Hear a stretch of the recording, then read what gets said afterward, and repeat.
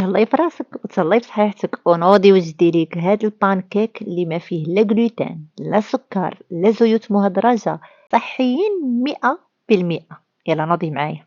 غادي ناخد واحد لبول، غادي ندير فيه العدس الأحمر اللي رقدته الليلة كاملة وصفيته من الماء، غنزيد عليه الشوفان وغادي ندير واحد الحفيرة الوسط، غادي ندير فيهم واحد 2 بيضات، قبيصة ديال الملحة ومعلقة ديال العسل طبيعي، تقدري ديري التمر، تقدري ديري الزبيب، ديري أي حاجة باش تحلي، 3 المعالق ديال الزبدة حيوانية مذوبة، أو تقدري ديري أي زيت نباتي كيف ما كان، قشور ديال الحامضة وعصير ديال الحامضة، كاس تاع الحليب، وفي نفس الكاس عمرته بالما ودرت معلقة ديال بيكربونات دو صود، طحنت كلشي، ولكن كترت بزاف العدس الأحمر ومرطب عطاني واحد المذاق في الشكل، لذلك زدت تفاحة وجاني ناقص في السكر، زدت الزبيب ودرت شوية ديال القرفة باش نسم عاوتاني جا القوام بهذا الشكل هذا.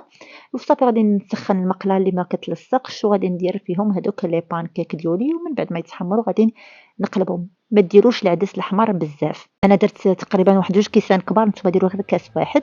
صافي من بعد ما طابوا هذا هو الشكل النهائي ديالهم، كيجيو صحيين ولذاذين وزويونين، غير جربوهم وما تخافوش راه كيطيبوا من الوسط، ما كيجيو لا مدقسين لا حتى شي حاجة، وفوق هادشي كامل راه هما صحيين. تهلاي في راسك وتهلاي في صحيحتك وتابعي الحساب، راه غينفعك غينفعك.